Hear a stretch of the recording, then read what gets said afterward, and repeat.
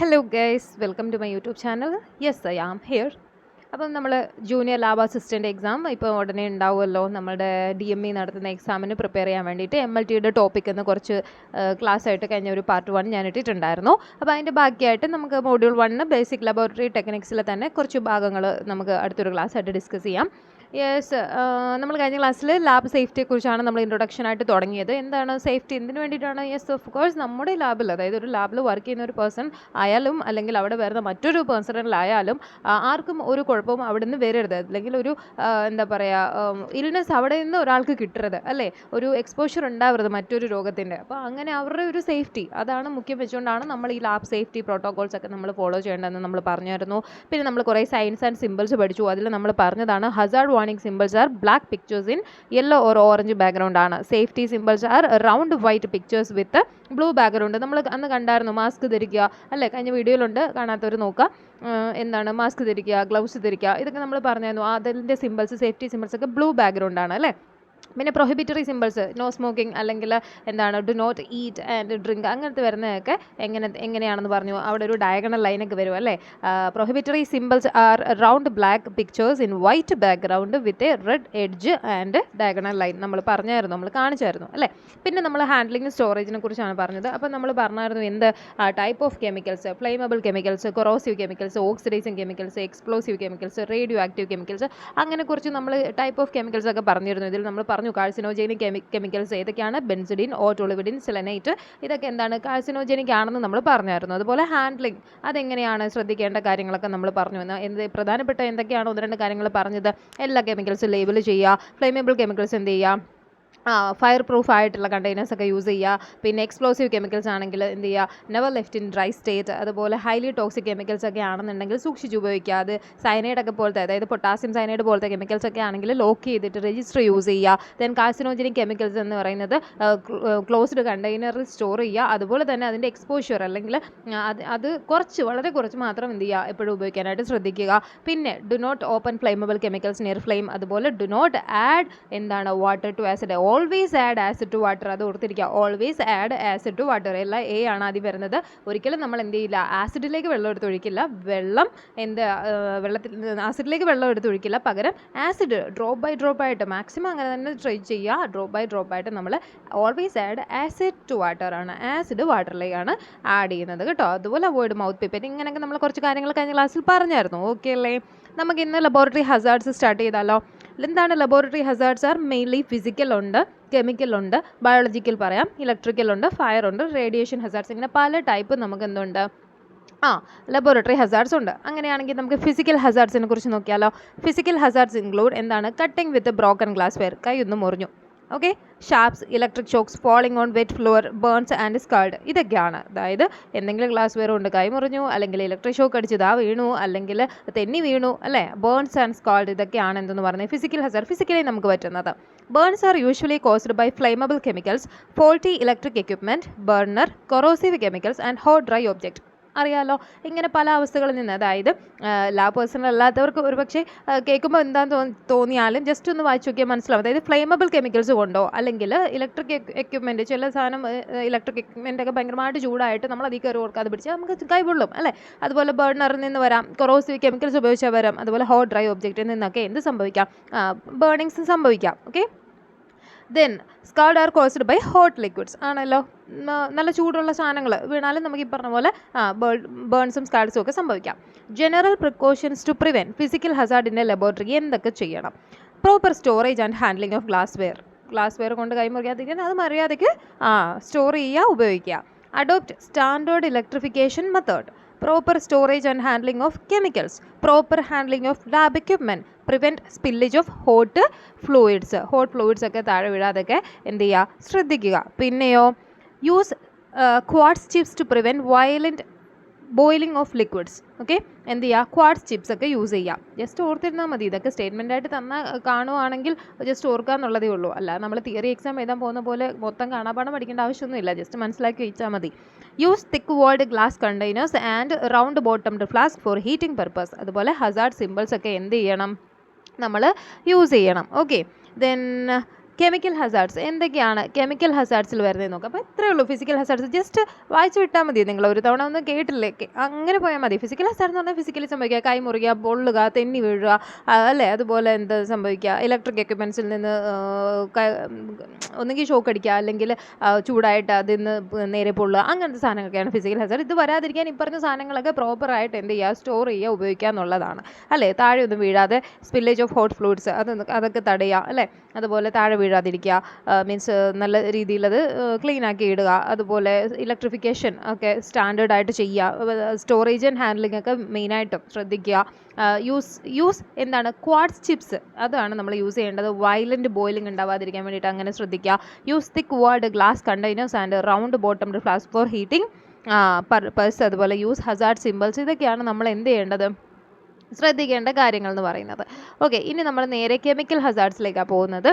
Chemical hazard are caused by physical contact, injection, inhalation of chemicals lets to minor burns or even life threatening issue. അതായത് കെമിക്കൽസ് ഉപയോഗിക്കുന്ന മൂലം സംഭവിക്കുന്ന സാധനങ്ങളാണ് ഈ പറഞ്ഞത്. അതെന്ന് പറയുമ്പോൾ തന്നെ ഫിസിക്കലി മാത്രമേ, മീൻസ് പുറമേ ഉള്ള കാര്യങ്ങളാണ് നമ്മൾ നേരത്തെ പറഞ്ഞാലേ കൂടുതലായിട്ടും. പക്ഷേ ഇതെന്ന് പറഞ്ഞാൽ എന്താണ്, കഴിക്കുന്ന വഴി, അതായത് ഇപ്പോൾ കെമിക്കൽസിൽ തൊട്ടു, അപ്പോൾ നമുക്ക് ഉറപ്പായിട്ടും ചില കെമിക്കൽസൊക്കെ ചൂട് നമുക്ക് കൈ പൊള്ളുന്നവയായിരിക്കും, അങ്ങനെ സംഭവിക്കാം. അത് കെമിക്കൽ ഹസാർഡിൽ അതും പെടും. അതുപോലെ തന്നെ ഫിസിക്കൽ കോണ്ടാക്ട് വരാം, അല്ലെങ്കിൽ ഇഞ്ചക്ഷൻ ഓർ ഇൻഹലേഷൻ, അയ്യോ ശ്വസിച്ചു പോയി അല്ലെങ്കിൽ കഴിച്ചു പോയി, അങ്ങനത്തെ സാധനങ്ങൾ കൊണ്ട് വരാം. അതുപോലെ minor burns or even life threatening issue വരെ വരാം. General precautions to prevent chemical hazard in a laboratory are awareness on the physical and chemical properties of a laboratory chemical. അത് നമ്മൾ അറിഞ്ഞേ പറ്റത്തുള്ളൂ, അല്ലേ. അതായത് സൾഫ്യൂരിക് ആസിഡ് എടുത്ത് ദേഹത്ത് വീണാൽ അത് നമുക്ക് ബേൺ ഉണ്ടാക്കും എന്നുള്ള കാര്യം നമുക്ക് അറിയണം, അല്ലേ. അതേസമയം ഇച്ചിരി ഇപ്പം എന്താ പറയുക, ആൽക്കലി ആയിട്ടുള്ള മൈന്യൂട്ട്, അതായത് ഭയങ്കര കോൺസെൻട്രേറ്റഡ് ആണെങ്കിൽ ചില ആൽക്കലിയും നമുക്ക് പൊള്ളലുണ്ടാക്കും. പക്ഷെ അങ്ങനെ അല്ലാത്ത ചില സാധനങ്ങൾ അത് തൊട്ടല്ല, അല്ലെ അതിൽ അതൊന്ന് എടുത്തു പറഞ്ഞ് കുഴപ്പമില്ല എന്നുള്ള കാര്യം ഓർക്കുക. അങ്ങനെ കെമിക്കൽസിൻ്റെ രണ്ട് സ്വഭാവത്തെ പറ്റി, physical and chemical properties of laboratory കെമിക്കൽസും നമുക്ക് അറിവുണ്ടായിരിക്കുക. Proper storage of chemical, mouth pipetting should be avoid. അതാണ് ഇഞ്ചക്ഷൻ എന്ന് പറഞ്ഞാൽ ആക്സിഡൻ്റലി എടുത്ത് ആസിഡൊക്കെ മൗത്ത് പിപ്പറ്റ്, എനിക്ക് പണ്ടൊരു ഫ്രണ്ട് ഉണ്ടായിരുന്നു, അറിയാണ്ട് ചെയ്തു പോയി. പക്ഷേ നമുക്ക് സ്കൂളിൽ പഠിക്കുന്ന ടൈമല്ല, അപ്പോൾ ആ സമയത്ത് അത്രയും കോൺസെൻട്രേറ്റഡ് അല്ലാത്തതുകൊണ്ട് ജസ്റ്റ് എന്ത് ചെയ്തു, ഹോസ്പിറ്റലിൽ കൊണ്ടുപോയി പിന്നെ ആൽക്കലിയൊക്കെ കൊടുക്കും. എന്താണ് അതിൻ്റെ നമ്മളിപ്പോൾ പുറകിൽ പറയും ആസിഡ് പോയാൽ എന്ത് ചെയ്യും എന്നൊക്കെയുള്ള, അപ്പം ട്രീറ്റ്മെൻറ്റ് എടുത്തു. ഓക്കെ, അങ്ങനെ സംഭവിച്ചിട്ടുണ്ട്. അതുപോലെ അമിത അളവിൽ നമ്മൾ ആൽക്കലി ആണെങ്കിൽ പോലും ചില സോപ്പ് വെള്ളം കുടിച്ചാൽ അത് സംഭവം ഇച്ചിരി ആൽക്കലി സ്വഭാവമാണ്, അല്ലേ. സോപ്പ് വെള്ളത്തിന് വലിയ ആസിഡിറ്റി വരുന്നില്ല എന്നാണ് എൻ്റെ ഒരു ഓർമ്മ. So what ever it is, ഞാൻ പറയുകയാണ്, എന്തോ ആയിക്കോട്ടെ സാധനം, അത് നമ്മളെടുത്ത് പിപ്പറ്റ് ചെയ്യുന്ന സമയത്ത് വായ്പോയി എന്ത് സംഭവിക്കും, മൈന്യൂട്ടായിട്ട് എന്തെങ്കിലും ഒന്ന് സംഭവിക്കും, ഒരു അലർജിക് റിയാക്ഷൻ എങ്കിലും ഏറ്റവും അറ്റ്ലീസ്റ്റ് ഉണ്ടാവും. അപ്പോൾ അങ്ങനെയുള്ള സാഹചര്യത്തിൽ മൗത്ത് പിപ്പറ്റിംഗ് മാക്സിമം എന്ത് ചെയ്യുക, ഒഴിവാക്കാതെ എന്ത് തന്നെ ആയിക്കോട്ടെ. Then dangerous chemicals, toxic chemicals are kept in small amount for routine use. എപ്പോഴും നമ്മൾ ഒരു സ്മോൾ എമൗണ്ട്, വലിയ ഇപ്പം സൾഫ്യൂരിക് ആസിഡൊക്കെ എന്താ ചെയ്യുക, നമ്മൾ വലിയ എപ്പോഴും എനിക്ക് സൾഫ്യൂരിക് ആസിഡ് വരുന്നത് എനിക്ക് എപ്പോഴും ഓർമ്മ അതാണ്, മീൻസ് ഞാൻ യൂസ് ചെയ്തിട്ടുള്ളതിൽ ഏറ്റവും രാജാവെന്നാണല്ലോ പറയുന്നത്, അപ്പോൾ രാജാവിനാണ് എനിക്ക് എപ്പോഴും ഓർമ്മ. കുപ്പി കാണുമ്പോൾ തന്നെ സത്യം വന്ന് എനിക്ക് പേടി കേട്ടോ. അപ്പോൾ എന്താ ചെയ്യേണ്ടത്, ഇപ്പോൾ പറഞ്ഞ എന്താണ്, ഡേഞ്ചറസ് കെമിക്കൽസ് ഉണ്ടല്ലോ, അത്തരം സാധനങ്ങളൊക്കെ kept in small amount for routine use. അങ്ങനെയാണ് ചെറിയ കുപ്പിയിലുള്ളത് വാങ്ങാനായിട്ട് ശ്രദ്ധിക്കുക. Okay, then use hazard symbol, അത് എല്ലായിടത്തും കോമൺ ആയിട്ട് നമുക്ക് പറയാം. ഓക്കെ അല്ലേ. ഇനി ബയോളജിക്കൽ ഹസാർഡ്സ് എന്ന് പറഞ്ഞാൽ എന്താണ്, അത് കുറച്ചും കൂടി നമ്മൾ ലാബ് പ്രൊഫഷണൽ ശ്രദ്ധിക്കേണ്ട ഒരു കാര്യമാണ്. Biological hazards can be caused by infectious agent like human immunodeficiency virus, അതായത് HIV, HBV, hepatitis, HCV, hepatitis C virus, mycobacterium tuberculosis, herpes simplex virus. ഇതൊക്കെ എന്ത് സംഭവിക്കും, നമ്മൾ മര്യാദയ്ക്ക് നോക്കിയും കണ്ടും ഗ്ലൗസ് ഉപയോഗിക്കാതെയും അങ്ങനെ ഇങ്ങനെയൊക്കെ ചെയ്തു പോയിട്ടുണ്ടെങ്കിൽ നമ്മളിലേക്ക് ഈ സാമ്പിളിൽ നിന്ന് തന്നെ പകരും, അല്ലേ. ഓക്കെ, HIV ഒക്കെ കേട്ടുകേൾവി എന്താണ്, STD ആണെന്നാണ്, സെക്ഷുവലി ട്രാൻസ്മിറ്റഡ് ഡിസീസ് ആണ്. അല്ല, ലാബിൽ വർക്ക് ചെയ്യുന്ന ഒരാൾ പ്രോപ്പറായിട്ട് എല്ലാ സാമ്പിളും കണ്ടേജിയസ് ആണെന്നുള്ള ഒരു ബോധത്തോടു കൂടി വേണം നമ്മൾ വർക്ക് ചെയ്യാൻ, അല്ലേ, ലാബിൽ വർക്ക് ചെയ്യുന്നവർ. അപ്പോൾ അങ്ങനെ വർക്ക് ചെയ്യുന്ന സമയത്ത് നമുക്ക് ഇത്തരം എന്താ പറയുക, ഇത്തരം അസുഖങ്ങളൊക്കെ പകരുന്നതിൽ നിന്ന് നമുക്കൊരു രക്ഷ കിട്ടും. ഓക്കെ അല്ലേ. Contaminated food and water, needle prix and cut, laboratory animal byte can also caused ബയോഹസാർഡ്. ഇതും ബയോഹസാർഡിൽ പെടും. അതായത് ലാബിൽ വളർത്തുന്ന ആനിമൽസ് ഒക്കെ ഉണ്ട്, നിങ്ങൾക്ക് അറിയാമോ, ലാബ് ആനിമൽസ് ഉണ്ട്, നമ്മൾ എന്ത് പരീക്ഷണങ്ങൾക്കൊക്കെ വേണ്ടി ഉപയോഗിക്കുന്നത്, അതൊക്കെ ഭയങ്കര റിസർച്ച് ലാബിലാണ്, ഒരു ക്ലിനിക്കൽ ലാബിലെ കാര്യമല്ല കേട്ടോ. അപ്പോൾ ആ ആനിമൽ കടിച്ചാൽ നമുക്ക് അസുഖങ്ങൾ വരാം. അതുപോലെ ഈ ലാബിൽ കൊണ്ടുപോയി ഫുഡ് കഴിക്കരുതെന്ന് നേരത്തെ പറഞ്ഞു, എന്തുകൊണ്ടാണ്, ഈ അണുക്കളൊക്കെ എന്തുണ്ടാവും, വായുവിലുണ്ടാവും. അപ്പോൾ അതുവഴി നമുക്ക് ഫുഡ് വാട്ടറൊക്കെ കണ്ടാമിനേറ്റഡ് ആയിട്ട് അവിടെ നിന്ന് അസുഖങ്ങൾ വരാം. നീഡിൽ പ്രിക്സ്, കട്ട്, അതുകൊണ്ടൊക്കെ നമുക്ക് സംഭവിക്കാം. അങ്ങനത്തെ സാധനങ്ങൾ സൂക്ഷിക്കാം. General precautions to prevent biological hazard in a laboratory എന്ന് പറഞ്ഞാൽ എന്തൊക്കെയാണ്,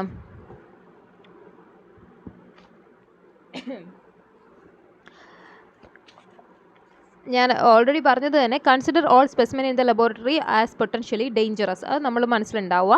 use gloves, mask, apron and eye protectors in the laboratory. Proper waste disposal or management. Vaccinate laboratory staff against infectious disease like HBV. Mouth pipetting should be avoided. Do not eat, drink, smoke or apply cosmetics in the laboratory. Proper washing of hands after work. Cleaning and disinfection of workbench on completion of work. Okay, work കഴിഞ്ഞാൽ നമ്മൾ work ചെയ്തിടം വൃത്തിയാക്കുക, disinfectant use ചെയ്യുക, അങ്ങനത്തെ സാധനം. ഇത്രയും സാധനങ്ങൾ നിങ്ങൾ ഒന്നുകൂടി വായിച്ച് നോക്കിയാൽ കാരണം നിങ്ങൾക്ക് തന്നെ വായിച്ചാൽ നിങ്ങളുടെ മനസ്സിലിരിക്കുന്നതേ ഉള്ളൂ ഇത്തരം ബയോളജിക്കൽ ഹസാർഡിനെ എങ്ങനെ പ്രിവെൻറ്റ് ചെയ്യണം എന്നുള്ളത്, അല്ലേ? യെസ്, ഒന്നുകൂടി വായിക്കണോ? നിങ്ങൾ തന്നെ വായിക്കുമല്ലേ? ഗ്ലൗസ് യൂസ് ചെയ്യുക, മാസ്ക് യൂസ് ചെയ്യുക, water disposal or management proper ആയിരിക്കുക, വാക്സിനേഷൻ എടുക്കുക, മൗത്ത് പിപ്പറ്റിംഗ് ഒഴിവാക്കുക, തിന്നോ കുടിക്കുകയോ ഒന്നും ചെയ്യാണ്ടിരിക്കുക, പിന്നെ പരിപാടി കഴിഞ്ഞാൽ പരിപാടി നടത്തിയിടം ക്ലീൻ ആക്കുക. അത്രയേ ഉള്ളൂ. ദെൻ അടുത്തതിലോട്ട് നമ്മൾ പോകുകയാണെന്നുണ്ടെങ്കിൽ ഇലക്ട്രിക്കൽ ഹസാർഡ്സ് ആണ്. ഇലക്ട്രിക്കൽ ഹസാർഡ്സിന് നമ്മൾ എന്ത് ചെയ്യാൻ പറ്റും? Electrical hazards are mainly caused by faulty operations and improper maintenance of electrical equipment. മര്യാദയ്ക്ക് വയറ് ഷോക്ക് അടിക്കുന്നത് നമ്മുടെ വീട്ടിലാണെങ്കിലും ഇലക്ട്രിക്കൽ ഹസാർഡ് ഉണ്ടാവാം, അല്ലേ? അതായത് ചിലപ്പം നനഞ്ഞ കൈയോട് കൂടി പോയിട്ടോ അല്ലെങ്കിൽ എന്തെങ്കിലും നമ്മുടെ ഈ സ്വിച്ച് ബോർഡൊക്കെ ഉണ്ടല്ലോ അത് ഇളകിയൊക്കെ കിടക്കാൻ നമ്മൾ അറിയാണ്ട് പോയി തൊട്ടാൽ, അതായത് ആ ഒരു ഇലക്ട്രിക്കൽ പരിപാടി നടത്തിയത് പ്രോപ്പറായിട്ടല്ല. അങ്ങനെ വരുന്ന സമയത്ത് അതായത് കറക്റ്റായിട്ട് അത് സ്ക്രൂ ഒക്കെ ഇട്ട് മുറുക്കിയില്ല, അല്ലെങ്കിൽ എപ്പോഴും സ്വിച്ച് ഓഫ് ആക്കേണ്ടടുത്ത് ഓൺ ആക്കി ഇട്ടോ ശ്രദ്ധിച്ചില്ല, അങ്ങനത്തെ സംഭവങ്ങളൊക്കെ കൊണ്ടാണ് ഇത് വരിക. It may result in minor burns to severe injuries that may lead to death. എന്ത് ചെയ്യണം, എങ്ങനെ ശ്രദ്ധിക്കണം? All electrical equipment should be properly grounded. Okay, overload circuit should be avoided. Do not use extension cord, അല്ലെ? Overload കൊടുക്കാൻ പാടില്ല. അതുപോലെ electrical equipment should not be handled with wet hand. നമ്മൾ പറഞ്ഞു. Do not disable any electrical safety features. Electrical safety features ഒക്കെ എന്ത് ചെയ്യുക? Disabled ആക്കാൻ പാടില്ല. ഓക്കെ, ശ്രദ്ധിക്കുക. Repair or services should be done by authorised persons only. Do not use equipment for a task not designed for it. അതായത് എന്താ, നമ്മൾ എന്താ പറയുക, എന്തിനാണോ ആ ഒരു ഇലക്ട്രിക്കൽ എക്യുപ്മെൻറ്റ് അവിടെ സ്ഥാപിച്ചത് അത് എന്ത് ചെയ്യാൻ പാടില്ല, ആ ഒരു എന്തിനാണോ സ്ഥാപിച്ചത് അതിന് വേണ്ടിയിട്ടല്ലാതെ അത് യൂസ് ചെയ്യാൻ പാടില്ല. അതായത് ഓരോ ഇലക്ട്രിക്കൽ എക്യുപ്മെൻറ്റിനും പർട്ടിക്കുലർ പർപ്പസ് ഉണ്ടാവും, അപ്പോൾ അത് തന്നെ യൂസ് ചെയ്യുക, അത്രയേ ഉള്ളൂ. Do not leave equipment switched on when not in use. ഇതൊക്കെ എന്ത് ചെയ്യണം, നമ്മൾ ശ്രദ്ധിക്കേണ്ട കാര്യമാണ്, അല്ലേ? അപ്പം അതാണ് പറയാനുള്ളത് ഇലക്ട്രിക്കൽ ഹസാർഡിനെ പറ്റി. ജസ്റ്റ് നിങ്ങൾ ഈ പ്രിക്കോഷൻസ് നിങ്ങൾ എന്ത് ചെയ്യുക, ഒരു തവണ വായിച്ച് നോക്കിയാൽ നിങ്ങളുടെ മനസ്സിലിരിക്കുന്ന സാധനങ്ങൾ തന്നെയാണ് ഈ പറഞ്ഞിട്ടുള്ളത്. അതിൽ നിന്ന് എക്സ്ട്രാ ഒന്നുമില്ല. ജസ്റ്റ് ഒന്ന് പോസ് ചെയ്തിട്ട് വായിച്ച് നോക്കിയാലും മതി. ഓക്കെ, അടുത്തത് വരുന്നത് ഫയർ ഹസാർഡ്സ് ആണ്. Fire in the laboratory may occur due to naked flames, electrical overloading, flammable reagents and smoking in the laboratory. അറിയാലോ, ജനറൽ പ്രിക്കോഷൻസ് എന്തൊക്കെ ചെയ്യണം? Instead of open flames use hot plate. Open ഫ്ലെയിമിന് പകരം hot പ്ലേറ്റുകളൊക്കെ use ചെയ്യാം. Flammable and explosive chemicals മര്യാദയ്ക്ക് store ചെയ്യുക. Install fire extinguisher in the laboratory. All lab personnel should know the location of fire extinguisher and how to use it. അത് എല്ലാവർക്കും അറിയാൻ പറ്റണം. In case of fire, escape through fire exit route. അത്രയേ ഉള്ളൂ, ഇതൊക്കെ തന്നെ ഉള്ളൂ. ഇത് നിങ്ങൾ എന്ത് ചെയ്താൽ മതി, ജസ്റ്റ് ഒന്ന് വായിച്ച് നോക്കിയാൽ മതി കേട്ടോ. ദെൻ ഫയർ എക്സ്റ്റിങ്ക്വിഷേഴ്സ്, ഇത് അങ്ങനെ പറഞ്ഞു പോകുന്നത് ഒരു തവണ വായിച്ചാൽ നമ്മുടെ മനസ്സിലിരിക്കുന്ന സാധനങ്ങളല്ലേ ഞാൻ ഈ പറഞ്ഞതൊക്കെ. അപ്പം ഞാൻ ചിലപ്പോൾ ഇങ്ങനെ വായിച്ചു പോകുമ്പോൾ നിങ്ങൾക്ക് പെട്ടെന്നൊന്ന് കത്തിയില്ലെങ്കിൽ നിങ്ങൾ പോസ് ചെയ്ത് വായിച്ചാൽ നിങ്ങൾക്ക് തന്നെ എന്ത് ചെയ്യും, ഇത്രയല്ലേ ഉള്ളൂ, ഫയർ തീപിടുത്തത്തിൽ നിന്ന് രക്ഷപ്പെടാൻ എന്ത് ചെയ്യാം എന്നുള്ളതാണ്. ജസ്റ്റ് അതുകൊണ്ട് ഒന്ന് പോസ് ചെയ്ത് വായിക്കുക. ദെൻ ഫയർ എക്സ്റ്റിങ്ക്വിഷറിനെ കുറിച്ച് പറഞ്ഞാലോ, ഹസാർഡ് തീരണ്ടേ. Yes, fire extinguisher. A fire extinguisher is a fire protection device used to control small fires in emergency situation. ആണല്ലോ, അതായത് ഒരു എമർജൻസി സിറ്റുവേഷനിൽ തീ പിടിച്ചെന്ന് കണ്ടാൽ നമ്മൾ വാർത്തയിലൊക്കെ ഇഷ്ടംപോലെ നമ്മൾ കണ്ടിട്ടുള്ള സാധനമാണ്, അല്ലേ? ഉപയോഗിച്ചിട്ടുള്ളവരും കാണും. A fire extinguisher consist of a hand held cylindrical pressure vessel containing agent which can be discharged to extinguish fire. Okay, അതുകൊണ്ട് ഒരു ഹാൻഡിലുണ്ട്, നമ്മൾ ആ പിക്ചറിൽ കാണുന്ന പോലൊരു സാധനം, അല്ലേ? Different type of fire extinguishers are now available for managing different classes of fires. Fire extinguishers for ABC type fire are commonly used in the laboratories. ABC type fire extinguishers ആണ് യൂസ് ചെയ്യുന്നതെന്നുള്ളത് ഓർത്തിരിക്കുക. Actually ഇതിൻ്റെ കുറച്ചും കൂടി detailed ആയിട്ടുള്ള നോട്ടാണ് സാധാരണ നമ്മൾ എന്ത് ചെയ്യുക, PSC എക്സാമിനൊക്കെ ചോദിക്കാം സാധ്യതയുണ്ട്. പക്ഷേ നമ്മുടെ ടെക്സ്റ്റിൽ, അതായത് ഇപ്പോൾ ഈ JLAയുടെ വരുന്ന സിലബസ് വരുന്ന ടെക്സ്റ്റിൽ ഇത്രയൊക്കെ ഉള്ളൂ. ജസ്റ്റ് ഒരു ഐഡിയ മാത്രമേ ഉള്ളൂ. ABC ടൈപ്പ് എന്നുള്ളത് ജസ്റ്റ് ഓർത്തിരിക്കുക. ABC ടൈപ്പ് ഫയർ എക്സ്റ്റിങ്ക്വിഷേഴ്സ് ഉണ്ട്. അതിനെക്കുറിച്ച് എന്താ ഡീറ്റെയിൽ അറിയാൻ താല്പര്യമുള്ളവർ എന്ത് ചെയ്യുക, ഒന്ന് ഡീറ്റെയിൽ ആയിട്ട് നോക്കുക കേട്ടോ. ശരിക്കും ഞാനും കുറച്ച് കാര്യങ്ങളുണ്ടായിരുന്നു, ഞാൻ മറന്നുപോയി, നേരത്തെ പഠിച്ചിട്ടുണ്ട്. ബട്ട് ഈ ടെക്സ്റ്റിൽ ഇത്രയേ ഉള്ളൂ, ഇതാണ് നമുക്ക് ഫോളോ ചെയ്യാനുള്ളത്. അപ്പോൾ ജസ്റ്റ് ഓർത്തിരിക്കുക. Fire extinguishers for ABC type fires are commonly used in the laboratories. Okay, then radiation hazards അത് നോക്കാം. യെസ്, ഞാൻ ഈ ടെക്സ്റ്റിൽ ഫയർ എക്സ്റ്റിങ്ക്വിഷേഴ്സ് കുറച്ചുകൂടി ഉണ്ടാവുമെന്നാണ് വിചാരിച്ചിട്ടോ, പക്ഷേ ഇതിലില്ല. അതുകൊണ്ട് തന്നെ ഞാൻ പുറത്തൊന്നും നോക്കിയതുമില്ല. ആക്ച്വലി ഈ ടെക്സ്റ്റാണ് ഈ ഒരു എക്സാമിന് സാധാരണ ഫോളോ ചെയ്യുന്നത് ജെയിലിലേക്ക്. സോ അതുകൊണ്ട് ഡീപ്പായിട്ട് ചോദിക്കില്ല എന്ന് വിചാരിക്കാം. മറ്റേ നമ്മുടെ ലാബ് ടെക്നീഷ്യൻ എക്സാം ഉണ്ടല്ലോ, അതിന് കുറച്ചും കൂടി ഫയർ എക്സ്റ്റിങ്ക്വിഷർ ഡീറ്റെയിൽ ആയിട്ട് ചോദിച്ച് ഞാൻ കണ്ടിട്ടുണ്ട്. ഓക്കെ, നമുക്ക് അടുത്ത ക്ലാസ്സിലേക്ക് ഞാനത് നോക്കി വെച്ചേക്കാമേ, മറന്നില്ലെങ്കിൽ. ഓക്കെ, ഈ എക്സാമിന് അതിൻ്റെ ആവശ്യമില്ല, അതുകൊണ്ട് ഇതൊക്കെ വായിച്ചു വിട്ടാൽ മതി. റേഡിയേഷൻ ഹസാർഡ്സ് നോക്കാം. Radiation hazards are caused by improper handling of radioactive chemicals ആണല്ലോ. Various analytical procedure like radioimmunoassay demand use of radioactive substance in the laboratory. അല്ലേ, RIAക്ക് നമുക്ക് അത്തരം റേഡിയോ ആക്റ്റീവ് സബ്സ്റ്റൻസ് ഒക്കെ വേണം. X-ray unit and other nuclear medicine procedures also cause radiation hazard. Okay, x-ray യൂണിറ്റും അങ്ങനത്തെ സാധനങ്ങളും ഒക്കെ നമുക്ക് റേഡിയേഷൻ ഹസാർഡ് ലാബിൽ നിന്ന് വരാം. എല്ലാ ലാബിലും ഉണ്ടാവില്ല, പക്ഷേ റേഡിയോ ഇമ്മ്യൂണോ അസേ ഒക്കെ ചെയ്യുന്ന സമയത്ത് നമുക്ക് ഇങ്ങനത്തെ എക്സ്പോഷർ ഉണ്ടാവാം. എന്തൊക്കെയാണ് ഇതിൻ്റെ പ്രിക്കോഷൻ വരുന്നത്? റേഡിയോ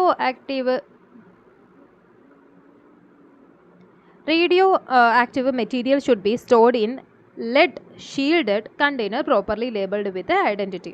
മര്യാദയ്ക്ക് എന്ത് ചെയ്യുക, ലെഡ് ഷീൽഡഡ് കണ്ടെയ്നറിൽ വയ്ക്കുക, അതുപോലെ തന്നെ പ്രോപ്പറായിട്ട് ലേബിൾ ചെയ്യുക. Only trained staff is permitted to handle radioactive chemicals. Trained ആയിട്ടുള്ളവർ മാത്രമേ ഉപയോഗിക്കാവൂ. Use hazard symbol, always use hazard simple.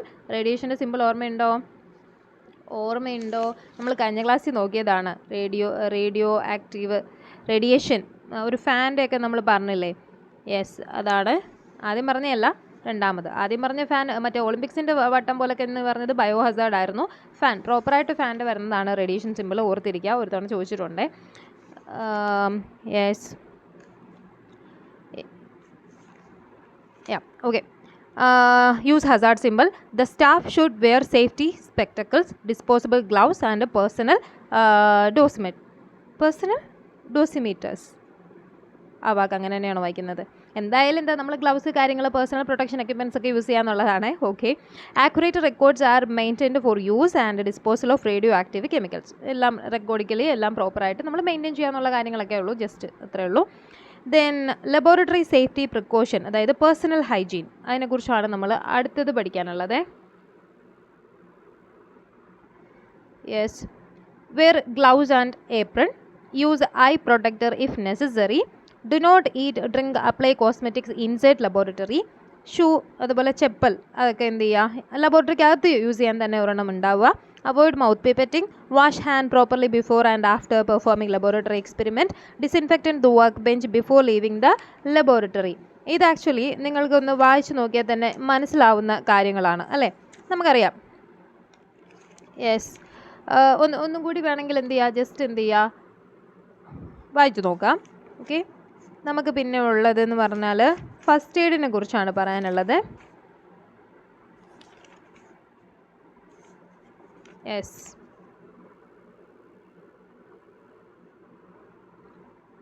First എയ്ഡും കൂടി ഇതിൻ്റെ കൂട്ടത്തിൽ അങ്ങ് പറഞ്ഞേക്കാം. ഹസാർഡിൻ്റെ കൂട്ടത്തിൽ തന്നെ നമുക്ക് എന്ത് ചെയ്യാം, പറഞ്ഞു പോകാം. First aid practice in laboratory. First aid is the help given immediately to an injured person. അല്ലേ, പെട്ടെന്ന് ഇഞ്ചുറി സംഭവിച്ചാൽ നമ്മൾ ഫസ്റ്റ് എയ്ഡ് എടുക്കുക, അത്രയേ ഉള്ളൂ. For example, first aid helps an injured to avoid excessive bleeding from an injury until medical attention has been obtained. Okay, a quick and confident approach of first aid can save life from many emergency condition. അതായത് പെട്ടെന്ന് തന്നെ കൈമുറിഞ്ഞു, അപ്പോൾ തന്നെ അത് വെച്ചിട്ട് ആശുപത്രി എത്തുന്നിടം വരെ ആ ബ്ലീഡിങ് അങ്ങനെ പോയിക്കോട്ടെ എന്ന് വിചാരിക്കുമോ? ഇല്ല, നമ്മളത് തടയാനുള്ള കാര്യങ്ങൾ നോക്കും. അത് തന്നെയാണ് first aid. Injuries caused by broken glass, wash the wound immediately to. അപ്പോൾ നമ്മൾ എന്ത് ചെയ്യുന്നുള്ളതാണ് ഫസ്റ്റ് എയ്ഡാണ് പറയുന്നത് കേട്ടോ. ഇനി ഓരോന്നിനും ഉള്ളത്. Yes, wash the wound immediately to remove any glass pieces. Apply എന്താണ്, mercurochrome or acriflavine ointment to the wound. ഉള്ള മുറിവിനുള്ള ointment cover with gauze and adhesive tape. നമുക്കറിയാം, കൈ കഴുകുക, മരുന്ന് വയ്ക്കുക, കെട്ടുക, അത്രയേ ഉള്ളൂ. ഇനി ആസിഡ് ഓർ ആൽക്കലി സ്പ്ലാഷസ് ഞാൻ നേരത്തെ പറഞ്ഞു. Wash thoroughly bath the affected skin with cotton wool soaked in 5% aqueous sodium carbonate. Acid, അതായത് ആസിഡ് വീണാൽ ആൽക്കലി, ഏത് alkali, 5% aqueous sodium carbonate common ആയിട്ട് പറയുന്നതാണ്, അത് യൂസ് ചെയ്യുക. അല്ലെങ്കിൽ ഇനി ആൽക്കലി വീണ് പൊള്ളിയതാണെങ്കിൽ 5% acetic acid or undiluted vinegar, അത് യൂസ് ചെയ്യുക. അത് നോക്കി വെച്ചേക്കാം കേട്ടോ. ഇൻ്റർവ്യൂസിനൊക്കെ സാധാരണ ചോദിക്കാറുണ്ട്, എന്നോട് ചോദിച്ചാണ് ഒരു തവണ. അപ്പോൾ ആസിഡ് സ്പ്ലാഷ് ആയാൽ എന്ത് സംഭവിക്കും? ആസിഡ് സ്പ്ലാഷ് ചെയ്യാൻ നമ്മൾ ആൽക്കലി ഉപയോഗിക്കും. ആദ്യം നമ്മൾ വാട്ടർ നല്ലപോലെ wash thoroughly with running tap water. 5% aqueous sodium carbonate ഉപയോഗിക്കും. ആസിഡ് വീണാൽ അക്വസ് സോഡിയം കാർബണേറ്റ്. ഇനി ആൽക്കലി വീണാൽ അസിറ്റിക് ആസിഡ് അഥവാ വിനാഗിരി ഉപയോഗിക്കും. ഇനി കണ്ണിലോട്ടാണ് ആസിഡ് ഓർ ആൽക്കലി വീണെങ്കിൽ എന്ത് ചെയ്യും? Water spray from a wash bottle or rubber bulb into the medial corner of the eye. അതായത് കണ്ണിൻ്റെ ആ ഒരു നമ്മളെ ആ ഒരു മൂക്കിനോട് ചേർന്നുള്ള കുഴിയില്ലേ, അങ്ങോട്ടേക്ക് നമ്മൾ വാഷ് ബോട്ടിൽ വെച്ചിട്ട് ഇങ്ങനെ വെള്ളം ഒഴിച്ചുകൊണ്ടേയിരിക്കുക. നമ്മുടെ കണ്ണിൽ എന്ത് വീണാലും അങ്ങനെ വേണം കണ്ണ് കഴുകാൻ. ഓക്കെ, എന്നിട്ട് 4 drops of 2% aqueous sodium bicarbonate. നേരത്തെ പറഞ്ഞു അക്വസ് സോഡിയം ബൈകാർബണേറ്റ് ആണ് ഇവിടെ പറയുന്നത്. 2% ആണ് വരുന്നത്. ആസിഡ് ആണെങ്കിൽ അതൊഴിക്കുക. ഇനി ആൽക്കലി ആണ് വീണെങ്കിൽ ബോറിക് ആസിഡിൻ്റെ സാച്ചുറേറ്റഡ് സൊല്യൂഷൻ ആണ് ഐ സ്പ്ലാഷസിൽ യൂസ് ചെയ്യുക. ഓർത്തിരിക്കുക, ബോറിക് ആസിഡ് യൂസ് ചെയ്യുന്നത് കണ്ണിലാണ്. ഇനി ആസിഡ് വിഴുങ്ങിപ്പോയി എന്ത് ചെയ്യും? നേരത്തെ ഞാൻ പറഞ്ഞില്ലേ 5% സോപ്പ് സൊല്യൂഷൻ നമ്മൾ കൊടുക്കും. 5% കൊടുക്കുള്ളേ. Make him gargle with soap solution. എന്നിട്ടോ 3 or 4 glasses ഓഫ് ഓർഡിനറി സാധാ വെള്ളം അങ്ങ് കൊടുക്കും കുറേ. If the lips and tongue are burned by the acid rinse thoroughly with water. Then bath with 2% aqueous sodium bicarbonate. Lip അവിടെ ചെറിയ പൊള്ളൽ പുറമേ വരുന്നതിന് 2% അക്വസ് സോഡിയം ബൈകാർബണേറ്റ് ഉപയോഗിക്കാം. ഇനി ആൽക്കലി ആണെങ്കിൽ 5% solution of acetic acid or lemon juice ആണ് നമ്മൾ കൊടുക്കുക to dilute vinegar. Make him gargle with the same acid solution. Given him 3 or 4 glasses of ordinary water. If the lips and tongue are burned by the alkali, rinse thoroughly with the water. 5% acetic acid use ചെയ്യുക. Okay, ഇത്രയുമാണ് acid വിഴുങ്ങൽ. അതായത് നേരത്തെ പറഞ്ഞ സാധനങ്ങൾ തന്നെ. Acid വിഴുങ്ങിയാൽ alkali കുടിപ്പിക്കുക, alkali വിഴുങ്ങിയാൽ ചെറിയ രീതിയിൽ light ആയിട്ടുള്ള ആസിഡ്. അത് എത്ര പെർസെൻറ്റേജ് ആണ്, ഏത് സൊല്യൂഷൻ ആണെന്ന് ഓർത്തിരുന്നാൽ മതി. ആസിഡ് ആണെങ്കിൽ നമ്മൾ എന്ത് കുടിപ്പിക്കും? Soap solution 5%. ഇനി ആൽക്കലി ആണെങ്കിൽ 5% സൊല്യൂഷൻ ഓഫ് അസിറ്റിക് ആസിഡ് അല്ലെങ്കിൽ ലെമൺ ജ്യൂസ് അല്ലെങ്കിൽ വിനാഗിരി അതെടുത്ത് കൊടുക്കും എന്നുള്ളത് ഓർത്തിരിക്കാം. ഇനി നമുക്ക് പറയാനുള്ളത് പോയ്സണിങ്ങിനെ കുറിച്ചാണ്. പോയ്സണിംഗ് എന്ന് പറയുമ്പോഴത്തേക്ക് send for a physician or qualified nurse specifying the toxic substance involve. Okay, നമ്മൾ എന്ത് കൊണ്ടാണ് ഇത് പോയ്സണിങ് സംഭവിച്ചെന്നുള്ള കാര്യം വ്യക്തമാക്കി പറയുക എന്നുള്ളതാണ്. Place the victim in open air while waiting for the physician. അത്രയേ ഉള്ളൂ. മൈനർ ബേൺസ് ആണെങ്കിൽ എന്ത് ചെയ്യുക? അഫക്റ്റഡ് പാർട്ട് എന്ത് ചെയ്യുക? കോൾഡ് വാട്ടർ അത് വെച്ചിട്ട് ആ ബേണിനായിടം എന്ത് ചെയ്യുക? കോൾഡ് വാട്ടറിൽ കഴുകുക. Ice water to soothe the pain ഇതാവാൻ വേണ്ടിയിട്ട് ചെറിയ ബേണൊക്കെ ആണെങ്കിൽ തണുത്ത വെള്ളം അങ്ങോട്ട് അപ്ലൈ ചെയ്യുക. Apply mercurochrome or acriflavine ointment to the burn. നേരത്തെ പറഞ്ഞു അത് തന്നെ. അതായത് ഇഞ്ചുറി വന്നാലും നമ്മളതാണല്ലോ. Apply dry gauze dressing loosely. Okay, if the burn becomes infected or does not heal refer the patient to a physician. Never tear off the blisters that form over the burn. പൊള്ളിയെടുത്തുണ്ടാവുന്ന ആ blisters ഉണ്ടല്ലോ, അത് നമ്മൾ എന്ത് ചെയ്യാൻ പാടില്ല? അത് വലിച്ച് കീറി എടുക്കാൻ പാടില്ല. ചിലർക്കുള്ള ഇതല്ലേ, സ്കിന്നിൽ എന്ത് സംഭവിച്ചാലും അത് ഇരിച്ച് കളയാൻ തോന്നും. പക്ഷെ അങ്ങനെയൊന്നും ചെയ്യരുത്, നേരെ ഹോസ്പിറ്റലിൽ കൊണ്ടുപോകാന്നുള്ളതാണ്. ഇനി സിവിയർ ബേൺസ് ആണെങ്കിലോ, if the victim is on fire roll him in a blanket or overall to smoothen the flame. അല്ലേ, നമുക്കറിയാം അല്ലേ, കട്ടിയുള്ള തുണിയൊന്നും കൊണ്ട് മൂടരുത്, കട്ടിയുള്ള സാധനം കൊണ്ട് നമ്മൾ എന്ത് ചെയ്യുക? കവർ ചെയ്യാമെന്നാണ് നമ്മൾ കേട്ടിട്ടുള്ളത് അല്ലേ. Inform the physician, lay the victim on the ground, do not remove his clothing. നമ്മൾ തുണിയൊന്നും കത്തി കരിഞ്ഞതിൻ്റെ ബാക്കി തുണിയൊന്നും റിമൂവ് ചെയ്യാൻ വേണ്ടി നോക്കരുത്, തൊലിയോട് കൂടി ഇങ്ങ് പോരും. Cover him if he is cold. Do not apply any treatment to the burns. This must be left to the physician. അത്രയേ ഉള്ളൂ. ദെൻ അൺകോൺഷ്യസ്നെസ് ആണ്, ബോധം കിട്ടുപോയി, നമ്മൾ എന്ത് ചെയ്യും? അല്ലയ്യ, if the victim is breathing then lay him face down with his head on one side and arm and the leg of that side in that bend position. ഇങ്ങനെ bend ചെയ്ത് തല കറങ്ങി, നമ്മൾ അറിയാലോ, ബെൻഡ് ചെയ്ത് ഇങ്ങനെ ഇങ്ങനെ ചരിച്ച് നമ്മൾ കിടത്തും അല്ലേ. This posture make breathing easier and provide better blood circulation to all body parts. If the victim is not breathing, start artificial respiration immediately. Okay, അതായത് ശ്വാസം കിട്ടുന്നില്ലെങ്കിൽ നമ്മൾ ആർട്ടിഫിഷ്യൽ റെസ്പിറേഷൻ സ്റ്റാർട്ട് ചെയ്യാമെന്നാണ് പറയുന്നത്. The procedure should be started quickly as brain infarction occurs within few minutes of oxygen deficiency. ശ്വാസം ഇല്ലെങ്കിൽ പെട്ടെന്ന് തന്നെ തലച്ചോറിൻ്റെ പരിപാടിയൊക്കെ അവിടെ തീരുന്നത് കൊണ്ട് ആ ഒരു ആർട്ടിഫിഷ്യൽ റെസ്പിറേഷൻ കൊടുക്കുക. എന്തൊക്കെയാണ് അതിൻ്റെ step? Lay victim on back, ഇങ്ങനെ ബാക്ക് നേരെ കിടത്തുക. Clear any obstruction of the mouth. Okay, place an object under the shoulder so the head is tilted back. Okay, തല ഇങ്ങനെ എന്താ പറയുക, ഷോൾഡറിൻ്റെ താഴെ എന്തെങ്കിലും വെച്ച് കൊടുത്താൽ ഹെഡ് എന്ത് ചെയ്യും? അങ്ങനെ ടിൽറ്റ് ചെയ്തിരിക്കും പുറകോട്ട്. Pinch the nostrils and apply mouth to mouth. എന്താണ്? Resuscitation 10 times a minute until breathing starts. Okay, നമ്മൾ ബ്രീത്തിങ് തുടങ്ങുന്നതിന് മുമ്പ് നമ്മൾ എന്ത് ചെയ്യുക? 10 times ഇങ്ങനെ മൗത്ത് ടു മൗത്ത്. നമ്മൾ കണ്ടിട്ടില്ലേ, നമ്മൾ മറ്റേ എവിടെയുണ്ട് ഫ്രണ്ട്സ് സിനിമ, എനിക്ക് അതാണ് ഓർമ്മ വരുന്നത്. ഫ്രണ്ട്സ് സിനിമയിൽ ജയറാം മീനയ്ക്ക് കൊടുക്കത്തില്ലേ എന്ന് പറഞ്ഞ പോലെ പെട്ടെന്ന് ആർട്ടിഫിഷ്യൽ റെസ്പിറേഷൻ അറിയാമല്ലോ. അപ്പോൾ ആ സംഭവമാണ് പറയുന്നത്. ഇത്രയേ ഉള്ളൂ നമുക്ക് ആർട്ടിഫിഷ്യൽ റെസ്പിറേഷനെ കുറിച്ച് പറയാനായിട്ട്. ഓക്കെ, അപ്പം ഈ ഒരു ടോപ്പിക് ആക്ച്വലി ഇച്ചിരി കൂടുതലായിപ്പോൾ 25 മിനിറ്റായി അല്ലേ ക്ലാസ്. അപ്പം ആ ഒരു ഹസാർഡിൻ്റെ പോർഷൻ അങ്ങ് കംപ്ലീറ്റ് ചെയ്യാമെന്നുള്ളതായിരുന്നു എൻ്റെ ഉദ്ദേശം. ജസ്റ്റ് ഇതിൻ്റെ ഫസ്റ്റ് എയ്ഡ്സ് ഒക്കെ നിങ്ങൾ എന്ത് ചെയ്താൽ മതി, വായിച്ച് നോക്കി പോസ് ചെയ്തിട്ടൊന്ന് വായിച്ച് നോക്കിയാൽ മതി. പിന്നെ എന്തെങ്കിലും പറഞ്ഞതിൽ മിസ്റ്റേക്സ് ആണെങ്കിൽ ചുമ്മാ ക്ഷമിച്ച് വിടുക, അത്രയേ ഉള്ളൂ. നിങ്ങൾക്ക് കാര്യങ്ങൾ മനസ്സിലാവണില്ലേ, അത്രയേ ഉള്ളൂ. തെറ്റായിട്ടൊന്നും പറഞ്ഞിട്ടില്ല എന്നുള്ളതാണ്. പിന്നെ ചിലപ്പോൾ വായിച്ച് വരുന്നതിലുള്ള മിസ്റ്റേക്ക്, എന്തെങ്കിലും വേർഡ്സ് വരുമ്പോൾ ചിലപ്പോൾ ബബ്ബ അടിച്ചിട്ടുണ്ടാവും, അത്രേ ഉള്ളൂ. അത് നിങ്ങൾ ജസ്റ്റ് സ്കിപ്പ് ചെയ്യുക, നിങ്ങൾ വായിച്ച് പഠിക്കുക. Okay, thank you. സബ്സ്ക്രൈബ് ചെയ്യാനും ലൈക്ക് ചെയ്യാനൊന്നും മറക്കണ്ട. Thank you.